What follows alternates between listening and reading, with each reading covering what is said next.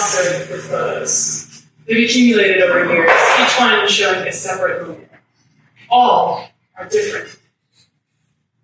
It's easy to feel like your life should only point you in one direction.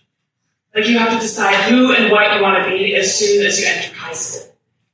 However, none of us are just one thing. We are a collection of different moments, desires, and ideas. I know that many high schoolers, myself included, often feel contained by what others want for or from us. In order to combat that feeling, it helps me to look at my bedroom's wall of photos, to remind myself that I am a myriad of things. So today, I'm going to share 5 of those photos with you, to remind us all that we are not defined by just one part of our lives. Photo number 1. I'm standing in what feels like the hottest speech and debate room of all time. Sweat beads on my forehead, and embarrassingly, a mustache of liquid is very rapidly growing on my upper lip. I'm giving a speech on climate change, which feels increasingly relevant, as I'm sure the temperature of this room is rising by the second. The judge's eyes boring into me does not help matters. I'm certain that they are subtracting points for every bead of sweat that drops onto my suit. After my round is over, I stagger, dazed, out of the room, exchanging groans and dismayed looks with friends. We all collectively agree that that was the worst speech we ever gave. Though I don't feel great about my performance, that's not what I'm here for. Through speech, I found an amazing group of peers, and the camaraderie and support at these competitions is what makes competing worth it for me. At the end of the day, we're screaming and cheering at the awards ceremony, holding our medals with pride. Photo number 2. I'm reading in bed. A pile of unread books lies beside me, getting slowly taller by the week. I mean, it's not my fault. Every time I pick up a book and start reading, I immediately forget about my previous unfinished one. As a result of this, I'm halfway through all of, but not limited to, the following. Sun Also Rises, Miss Dalloway, Hamnet, Real Food, Fake Food, Big Little Lies, Cry the Beloved Country, and A Tree Grows in Brooklyn. Motley Crue, to be sure. The little street library my family and I built outside our house does not help matters. Its constant stream of everything from paperbacks to award-winning novels entices me.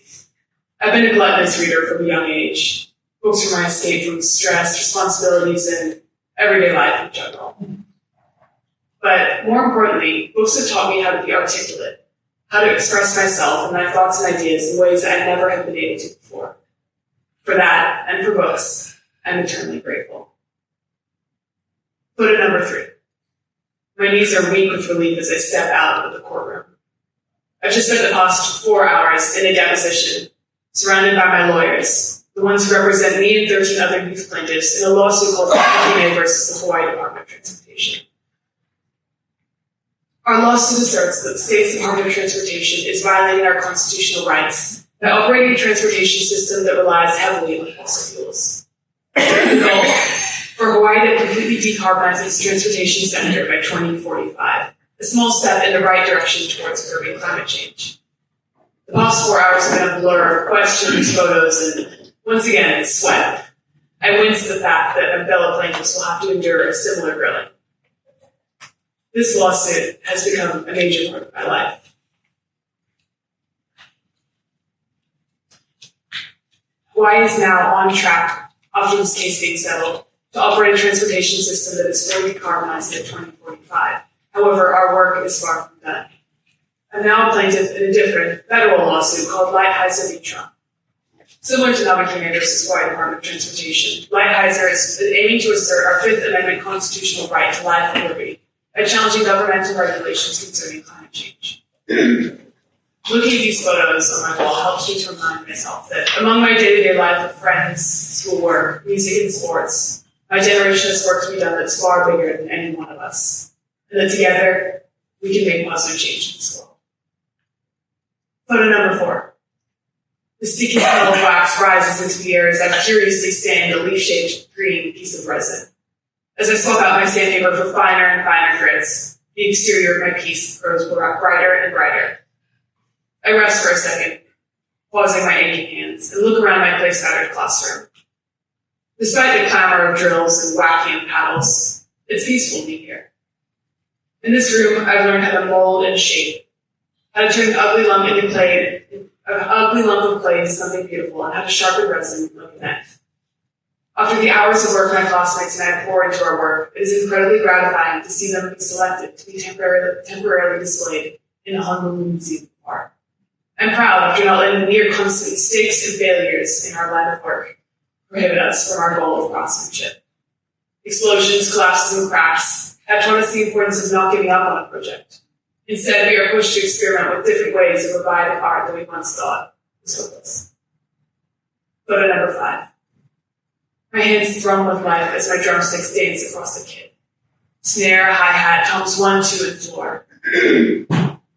The music pulses in a deep, hidden part of me. My hands working overtime to fill silences with punchy fills or dragging ghost notes. My friends joke that my soul leaves my body when I drum. My eyes glaze over and my mouth goes slack. In reality, I'm just uber-focused, tracking the strumming with my friends on guitar and bass. Cooperation is never been more important. When making music, you have to listen to every single layer unfolding around you. I look across the room, making eye contact with my band's guitar player, and we slowly end the song, my cymbal crashing right on the last note.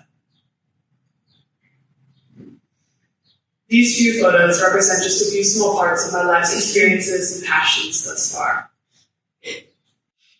Looking at them helps me to remind myself that there are many paths I can choose as I head towards adulthood. It is important to collectively remember that no one is just one thing. We are a mosaic of experiences and ideas and backgrounds. I can't predict what path or paths my life will ultimately take, and honestly, I don't want to. What I do know, however, is that as long as I keep throwing myself headlong into things that I'm passionate about, it will work out fine in the end. When I start to feel boxed in by my own or by other people's expectations of me, a quick glance at my bedroom's wall of photos helps remind me of this.